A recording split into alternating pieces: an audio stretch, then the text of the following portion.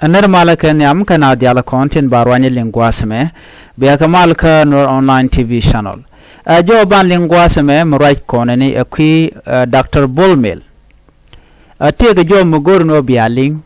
take a tung wantlat karodina tama to gorliang. Men bialing guasme biadil ngajeno to kon ka kwer mejidit. Kwer montama e Bullmill jaram dan la president ray wika so Sudan ka Juba. Goren o jin bilere me bijetu ko bi do badana chwal ka jen wo president ka je biedil ngach kana do badana she bondial ki pad ne dial chaka tagrar ka jere wi ka so Sudan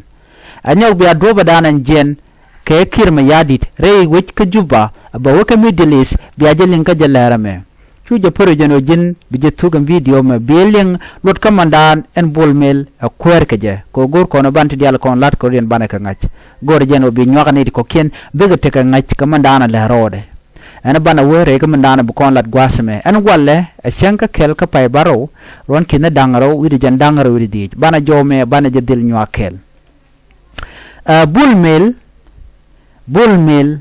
ngai kon dial no chaja kwany ala vice president Rewika South Sudan chanyo mo kwany kaje la first deputy chairman ko kuma SPLM jen chaja kep akirma yadi chalat ka vice president ka chanyo ko kwany ala kwer ka SPLM ka party de en point kirma yadi no jo bi akulen gwasame men na maling Bullmill che de mena kwere wika South Sudan do badana che de mena kwer ka je biya jelling ka biya do badana dera kwer ka je biya jelling ano so dubro riti gor kan lenga lonka jira ma mom ling ler gwasame do banyam jene muwe wiya kwer en Bullmill muwe wiya kwer mu waje an pick ke baje kwan akirma yadi lo kwan ngane je ka tere no ber ka position me tenitin kel janane Bullmill charge benok akuma China charge benok akuma United States charge benok akuma UK charge benok ba amana kuma Russia ban do bana charge de noko je ban jelin ka jelere mane gore please and wo bi jelin agwa kelode en won tam to kon ko kwer mu jedit me dane ko en ke Bullmill ala vice president ka chala kwanya la first chairman ko kuma SPLM akim yadi lere chere ke jogone lere shi ngara point ngar nane but right now thing become reality. Bullmill is becoming a new president in South Sudan right corner chimeshi alinga eno Bullmill no ya kwer abaje kulel official no kwer charge binok China charge binok United States charge binok United Kingdom do be charge binok je janane ala witi chana latine ka witi nong kume amibu kwany rana lo kwany keneje wich chirama ba kwanyje aramkel no so charge bunok majak Bullmill ko leadership de re kuma ka South Sudan ba fail che bia kwer wana wuwunyam to koneje Bullmill nuwe ya kwer ka bom now lat kon do badan bu Bullmill ba kwer ba jega je kon do badan ci Bullmill ci kwer ci bi tege ci kon lat eno Bullmill mi wa kam je kume eno jang kume me kirme yadi ci menen ko rantame tere wiki Juba alo kwer ci wuri shalga me kirme yadi ci jien ci o ko Middle East ngode bana wura tin na moni Bullmill no ya kwer ka bom ba Bullmill ba je nok baje nok kuma Merkama baje nok China ka baje nok Russia ka baje nok United Kingdom baje jekano jen a legitimate leader muwe kume weje kep ko bom be selpa kem yadit baje mo ke ku lingere gwanta we selpa kem yadit weje mo ke ku ba wudi shal me Bullmill baje nok alangu ala ko legitimate president rewika South Sudan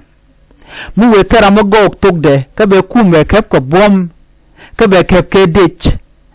biadil ngaje no Bullmill ba je recognize ala legitimate president rewika South Sudan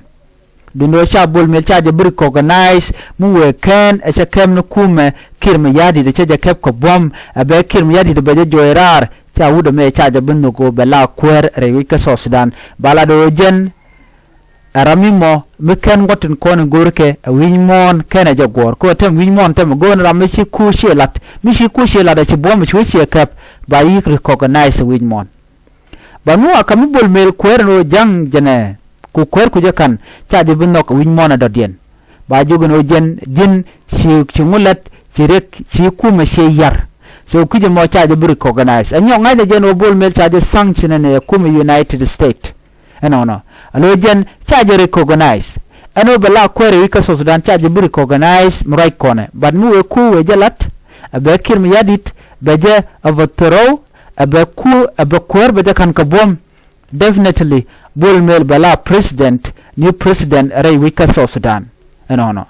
do be dien gwasame ano bol mel bela kwer bol mel bela kwer nene mu kirm yadit point mi we bol mel we ja kwany chima che bol mel kwanya tema ke bu bol mel bateke dej meta kore chirman tiji Uganda People Defense Force tika kore ka ba jogre be much ke dej meta tin e ma se no bol mel bala kwer ka so Sudan du no charge bu recognize a win mona do den baro pan du no baro pinga ping wut ka ma chal ka me kirma yadit alo bitene dej tin dej bu kore bi kula ter angwa makena ku kana jalat ko mu ku jalat chatok baje recognize baname she bu gurno baje ngaje no jen che kom che jakan ko bom bad bi military bereten ayala kel ka joma chalat gwasme teke do mu bia forgotten tama rewe ke juba bon dial konti de rewe ke juba party ni tin gujen woken ibikerwech opposition party wona ku ma SPLA aigo murai kona tama me sha wuri shalka me kirma yadi chaje nang rewe ke Middle East no ke United Arab Emirates gwanu we business ko we latin don woni jen community ko ke we ladna me we ladon re gujin woni mi chere mangai kono jente ke joy yela rakel ben wuri shalka me kirma yadi jok ke lunde jok biadil ngaje no J1 ke lu gwada dan ent J1 tin bi ngaje no broda ger now bulmel take ne tela loyal ke jet la de ne tela general alata murai kone she kume ke liu cha jawin so mi jini yika J1 lara ji tok chimu tok shi Billington no ke liu ngwado mo cha je occupy angane enetin kon tin kwa bol mel kwa je support ke military ke dubdial achang jini shudu shi be manjak baji joch ke baji nak akane de toto murai kone tam bol mel melade adwo badana be kirmi yadit baje joch ke je ke ku ko baje kul recognize rewich ke so Sudan mekene ku kan jalat tela domi babul mel baje kwan ke jala kwar luin kirma yadi jok mi we chak luin jok en kirma yadi murai kone nyu de je gwano bu bol mel be ku ba jalat ko ngai kan tactic ne dial yala keleme ngai kan duo badana babul mel baje la du kwam ke je all these seniors members kuma SPLM kuma kema yadit kan diala kon you forget about them perambo to be cabinet ko right now tin military tin karwa da rewi ke juba military agent rojo on tam right kona karwa je bolmel ne je tam de ke lute jaga unit state de che jak ka penal ka jongle alane diala ti ku ka silent changa jow den cha gorno de jelen murai kona tema te kon ke new president melawudi shalka me bolmel che tekene te ngaf jentama te lallo yal skeja te be ku me kirma yadit be kep ka bom be ku be jalat rewi ke so Sudan ajen menen yen ku me Uganda tema tere wi ke juba murai kona ado ko be ku be jalat be ne diala kona ndongde tuken de ke lep be ke shugakrar ajen jodan le roden men tema gor jen wo biaje dilinga gwa to kon ke new president bul mel ci ci dia president but bul mel kana ban ga duo dana gor ke jen wo der la kwer no bul mel der la kwer mi ce wut mi ce kam de ni no mi ce kuin kwar mi ce jalip ka cha jo kwan anetin konti la juj de bul mel der la kwer ben bul mel la kwer rewi ka so Sudan ka duo banana gui je ano ba kam ne je kom kirma yadit ke ba jugono jinje no kom ku jakan akana kon kwan ajuy so Sudan tele jom baling kene dial konti la bon tintere wika so Sudan chitke bon chitke kuma SPLA ayo chikero billing chero billing ke bon tin ko kienen konen tere wich bol mele jiram dana biya kwer ka bom chengna man kene ku kene jalat beje gorno be godi albe ka dominate re kuma ka kirmi yadi chewere wich ka middle east bang we ko bi bol mel barore lori aleka be kuma jala lori aleka be tekeneti mobija ngat tiba kep ko roda kel ko bi kan which South Sudan bi kan roi kel ba ku ba jalat ka do mi kan organize ka je kan ikon la jang shi dug lor bang melada me this is reality mu go roda under je link jide bol mel ka je wan bane ka lasle dan tam roi kona ping bol mel banong na kwer kel mi biya gor ka kweran ba gor ngoda kana ngach ramdan biya vice president kaje pale tabande ngaine pale che John garang de ma biore pale kwar diale ko kenen kontin wiko ba gor kwer kel karwade kwar dan biya vice president so munyu do din tam ko kor gwadan be mo ku wa to re wika so Sudan ba bol mel ba je recognize la legitimate ka biya je lengono bu kormidi ba to re wika juba right now jen plan and dana ngake te ka analyst teacher right pina longa queen makan o bol mel mel kana kan kim yadi bol kim yadi chawre wiki middle east bank within ko bol mel boro lo moy kanete be chonga jakel bene dial be kuma kelu ba jalo riok ke military be do badana der